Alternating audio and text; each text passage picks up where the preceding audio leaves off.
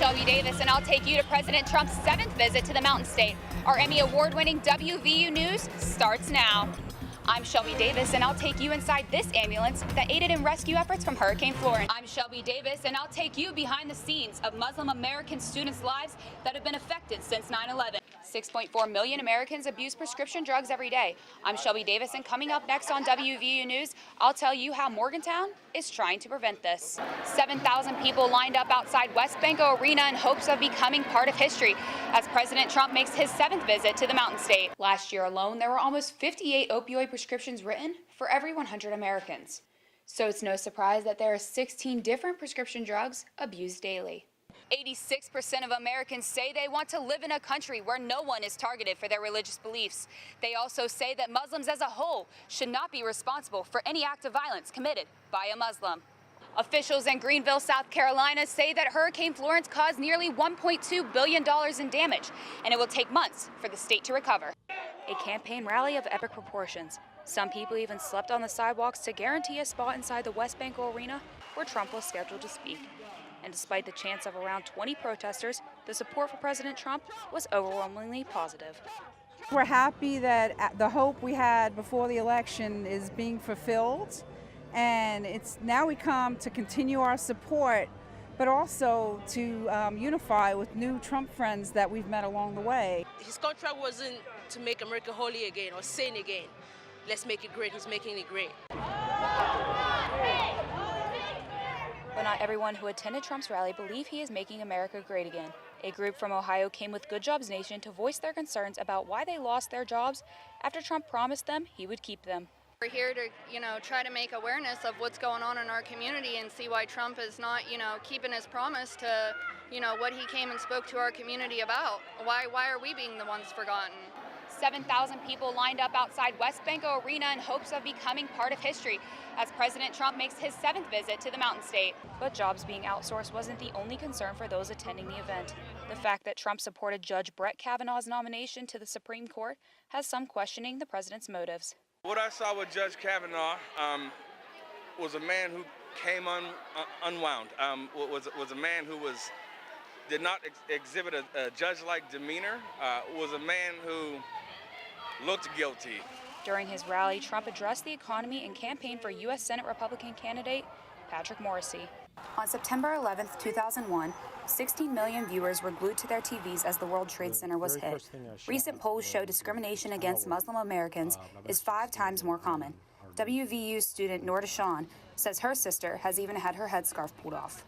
So it's just always been like little small things like all throughout life, but like it's always just been something I've used to, which is, that's not something anyone should be used to, but that's just unfortunately how it is. Even though many Muslims were in an uproar following Trump's travel ban from 7 Muslim nations, Noor was amazed by the public outcry against it. I've actually felt like there was an increase in support, which was like interesting for me because we saw so many things like with like the Muslim ban come out. And in that instance, I actually really realized what it meant to be an American. 86% of Americans say they want to live in a country where no one is targeted for their religious beliefs.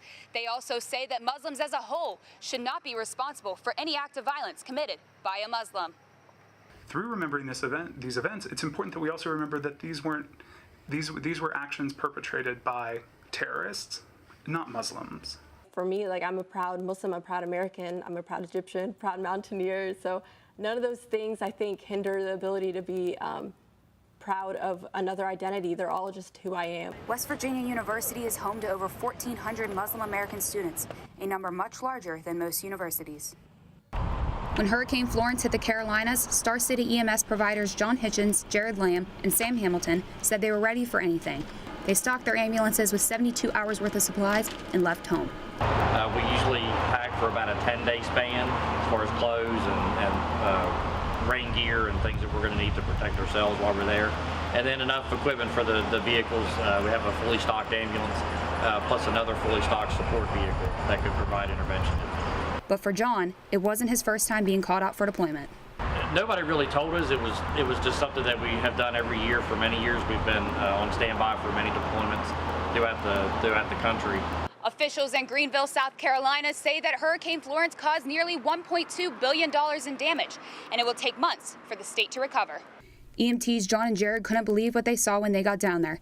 Even though there were 200 ambulances and 400 workers who showed up, they say it'll still take a long time to recover. It's only going to continue to get worse as the rivers begin to decrease from their crest.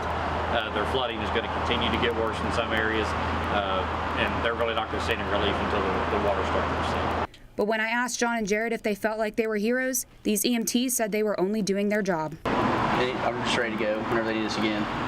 That's why we're here. That's what we do. We're here purely to help people. Both John and Jared agree that they're ready to spring into action again whenever the need arises. A man opened fire in a Pittsburgh synagogue, and the massacre is believed to be the deadliest attack on Jews in American history. How are officials using social media to prevent mass shootings? I'm Shelby Davis. Brett Kavanaugh's nomination to the Supreme Court could have a huge impact on midterm elections, and polls have been showing that Democrats are more energized about voting in the midterms, listing Kavanaugh's nomination as a big factor in their vote. Carly Gibson joins us now from Studio B at the Media Innovation Center to tell us more. Despite the many unpopular opinions about his presidency, studies show that President Trump has actually gained support since his election in 2016, and sixth in completion percentages and passing offense. Sports anchor Julia Mellett joins us in the studio to tell us more. Julia? WVU officials want students to be safe on the roads and on campus. Back in February, all fraternities were placed on a moratorium status, freezing all social activities. At that time, the university said they wanted to restructure Greek life. A lot has happened since then. Carly Gibson joins us now from Studio B with more. The cleanup from Florence continues as countless trees and debris litter coastal cities, and thousands of families remain in shelter. Recent shooting threats were made here at WVU, and students did not receive an alert on their phones. Mason Costa joins us now in the studio to tell us more. Mason? And while many people turn to the internet during a crisis to communicate, it's important to understand that there is no truth filter. Reagan Blaha joins us now from Social Square to tell us the impact of social media during a natural disaster. Thanks, Bree. When protesters took to the streets following the confirmation of Supreme Court Justice Brett Kavanaugh, many of their signs bore two words, #MeToo. The Kavanaugh confirmation has brought to light how our culture treats allegations of sexual assaults. Carly Gibson attended a mock sexual assault trial and joins us now from Studio B with this report. Carly? I spoke to Muslim Americans at WVU to see how their lives have changed since September 11th. Several recent poll results showed Democratic Senator Joe Manchin leads Republican candidate Patrick Morrisey by a margin of 8 to 12 points. Politicians like Manchin and Morrisey are finding ways to lock down votes for millennials, a generation that can play a crucial role in the upcoming elections. That's right, Bree. 78% of 18 to 24-year-olds use Snapchat, and NBC is using this social media platform to encourage millennials to vote. Reagan Blaha joins us now from Social Square to tell us more. Reagan? The massacre in Thousand Oaks was the 12th mass shooting in the U.S. since the attack at the synagogue less than 2 weeks before. Reagan Blaha joins us now from Social Square to tell us how social media can help identify criminals capable of a mass shooting. WVU welcomed back their 1988 football team to the same field they made history. Thanks, Julia. I can't believe it's our last home game already. It definitely goes by way too fast. Well, that's it for this week's edition of WVU News. You can visit us online on our website. You can also watch our shows on YouTube, and please follow us and our reporters on Twitter. I'm Bree Clark. And I'm Shelby Davis. Thanks for watching. We'll see you next time.